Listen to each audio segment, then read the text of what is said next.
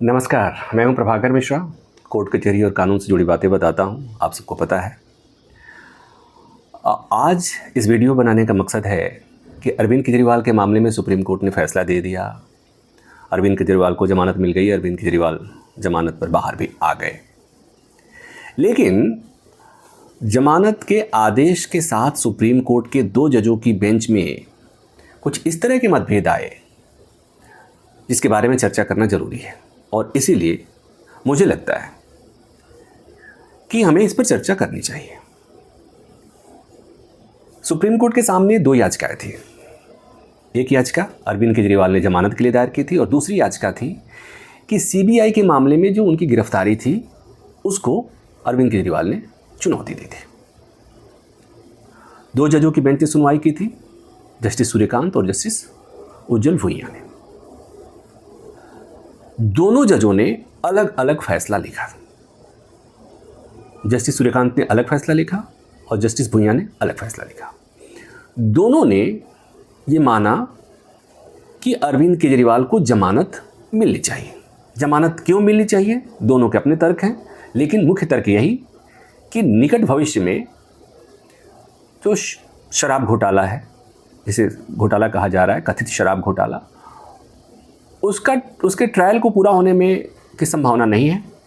ऐसे में इन्हें जमानत दी जा सकती है। सुप्रीम कोर्ट इसके पहले भी कह चुका है कि bail is the right, jail is exception. तो कोर्ट ने जमानत दे दी। कोर्ट ने केस के मेरिट पर कुछ नहीं कहा। तो जिस तरह से मनीष सिसोदिया को जमानत मिली थी, के कविता को जमानत मिली थी, ठीक उसी तरह से अरविंद केजरीवाल ने इस मामले में जमानत मिल गई। वहाँ पर कोई दिक्कत नहीं है, जमानत मिलने में कोई दिक्कत नहीं है। दिक्कत कहाँ हुई? दिक्कत ये हुई कि जो गिरफ्तारी को चुनौती दी गई थी, इस मामले में जस्टिस सूर्यकांत ने कहा कि गिरफ्तारी उचित थी, गिरफ्तारी में कोई गड़बड़ी नहीं थी। लेकिन जस्टिस भुइयां ने जो फैसला लिखा है उसमें उन्होंने अलग लिखा है। उन्होंने सीबीआई के नियत, सीबीआई के कामकाज, सीबीआई के मंशा, सब पर सवाल खड़े किए हैं। उन्होंने अरविंद केजरीवाल की गिरफ्तारी के टाइमिंग पर सवाल खड़ा किया। उन्होंने ये कहा कि सीबीआई ने जिस ढंग से इस मामले में काम किया है, ऐसा लगता है कि चूंकि ईडी के मामले में अरविंद केजरीवाल को जमानत मिलने जा रही थी और इसलिए सीबीआई ने उनको गिरफ्तार किया ताकि अरविंद केजरीवाल जेल से बाहर नहीं आ सके। और इस तरह से कोर्ट ने सीबीआई मामले में उनको सीबीआई के कामकाज को पर सवाल खड़ा किया, और यहाँ तक कह दिया कि सीबीआई को कोई भी काम ऐसा नहीं करना चाहिए कि उसकी जो छवि बनी थी पिंजरे का तोता, वो दोबारा से वो छवि बने। आपको याद होगा कोल ब्लॉक मामले में तत्कालीन मुख्य न्यायाधीश जस्टिस लोढ़ा ने सीबीआई को पिंजरे का तोता कहा था। और आज भी जब सीबीआई की चर्चा होती है और केंद्रीय जांच एजेंसियों के मिसयूज, दुरुपयोग की बातें आती हैं, तो सीबीआई को पिंजरे का तोता कहा जाता है। तो जस्टिस भुइयां ने कहा कि सीबीआई को कोई ऐसा काम नहीं करना चाहिए कि फिर दोबारा उसे पिंजरे का तोता कहा जाए। मतलब ये कि सीबीआई के कामकाज के तरीके पर, सीबीआई ने जिस ढंग से अरविंद केजरीवाल की इस मामले में गिरफ्तारी करी, इसको जस्टिस भुइयां ने गलत माना। और अपने जो इंडिविजुअल फैसला है उसमें कहीं भी एक शब्द उन्होंने नहीं लिखा है कि अरविंद केजरीवाल की गिरफ्तारी जस्टिफाइड है। लेकिन एक फैसला जस्टिस सूर्यकांत का और दूसरा फैसला जस्टिस भुइयां का, आखिर में एक पेज में दोनों ने एक फैसला लिखा, और दोनों में यह बात लिखी हुई है कि जस्टिस सूर्यकांत और जस्टिस भुइयां के फैसले में कोई असहमति नहीं है। दोनों का फैसला सर्वसम्मति से है। मतलब जमानत का फैसला तो सर्वसम्मति से था, इसलिए कि दोनों ने अलग अलग फैसले में भी वही बात लिखी है।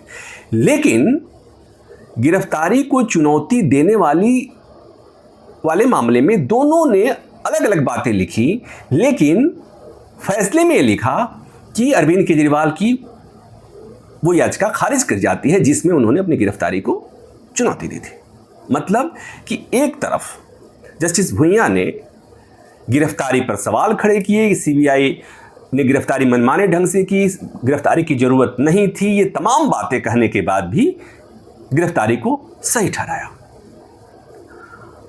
अब इसको ऐसे समझिए कि जिस तरह से उन्होंने अपना अलग फैसला लिखा, अगर आखिर में जस्टिस सूर्यकांत के साथ एक पेज पर साइन नहीं किया होता तो ये मामला गिरफ्तारी सही थी या गलत थी ये बड़ी बेंच को जाता, क्योंकि हाईकोर्ट हो या सुप्रीम कोर्ट हो, जब दो जजों में किसी एक मामले में असहमति बनती है तो वो मामला बड़ी बेंच को जाता है और बड़ी बेंच तय करती है। और बड़ी बेंच में कौन होगा, ये सीजेआई या हाईकोर्ट के मुख्य न्यायाधीश तय करते हैं।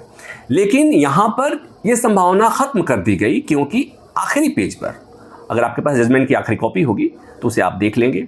मैं कोशिश करूँगा कि यहाँ पर आपको दिखा दूँ, इस वीडियो में ये दिखा दूँगा आपको, जहाँ पर दोनों ने एक साथ सहमति वाला फैसले पर दोनों ने साइन किया है।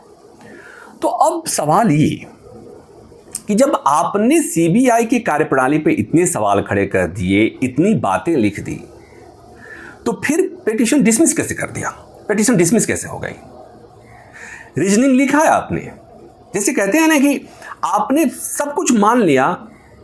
यहाँ पर केजरीवाल की वो सारी बातें मान ली गई हैं। केजरीवाल के वकील की तरफ से ये दलील दी जा रही थी हाई कोर्ट में भी और सुप्रीम कोर्ट में भी कि ये दरअसल इंश्योरेंस अरेस्ट था।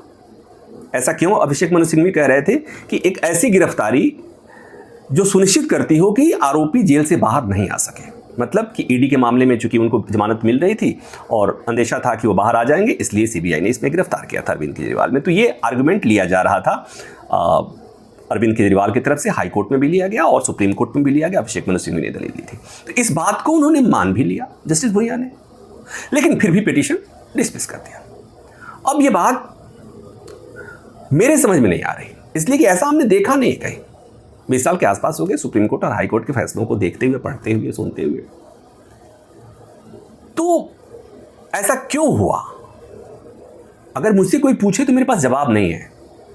पता नहीं, आप लोगों के पास भी इसका जवाब नहीं होगा, इसलिए कि सुप्रीम कोर्ट और हाई कोर्ट के फैसले आम आदमी के लिए लिखे नहीं जाते।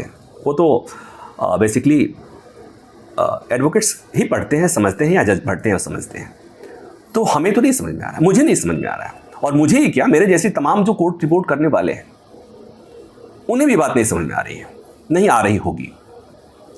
तो अरविंद केजरीवाल और उनकी पार्टी तो पार्टी मना रही है, जश्न में डूबी हुई है। लेकिन मुझे ये सवाल खाया जा रहा है कि आखिर जस्टिस भुइयां ने इतना कुछ कहने के बाद भी अरविंद केजरीवाल की याचिका जस्टिस सूर्यकांत के साथ मिलकर के खारिज क्यों कर दी? मैं उसी सवाल को सुलझाने में उलझा हूं कि ऐसा क्यों हुआ, ताकि हम कल किसी को बता सकें, कोई पूछे तो समझा सके। फिलहाल अभी तक ये बात मुझे समझ में नहीं आई, और मुझे लगता है कि जब ये जमानत की मिली खुशी से केजरीवाल और उनकी पार्टी, उनके लोग जब थोड़ा सा विराम लेंगे तो इस मसले पर ज़रूर सोचेंगे, क्योंकि एक ऐसा मसला है जिस पर दोबारा अदालत का दरवाज़ा खटखटाया जा सकता है। और सीबीआई के द्वारा अरविंद केजरीवाल की गिरफ्तारी को असंवैधानिक, अनुचित ठहराने की मांग एक बार फिर से सुप्रीम कोर्ट में की जा सकती है, क्योंकि जस्टिस भुइयां ने अपने फैसले में इसकी गुंजाइश छोड़ रखी है। इस वीडियो में बस इतना ही। मुझे लगा कि इस पर मुझे चर्चा करनी चाहिए। आपने देखा, आपको हमारी बातें कैसी लगी, ये जानकारी कैसी लगी, बताइएगा ज़रूर। कभी कभी इधर आता हूँ क्योंकि टीवी में फुर्सत नहीं मिलता, और मुझे नहीं लगता कि यहाँ पर मुझे क्या चर्चा करनी चाहिए, इसलिए कि यहाँ पर आने के लिए बहुत कॉन्फिडेंस भी चाहिए और बहुत समय भी चाहिए। और जिस तरह का माहौल है, कोई भी कुछ भी आकर लिखता है, कुछ भी आकर बोलता है, कुछ भी आकर कहता है, उतना कॉन्फिडेंस अपने में है नहीं। तो फिलहाल के लिए इतना ही। धन्यवाद।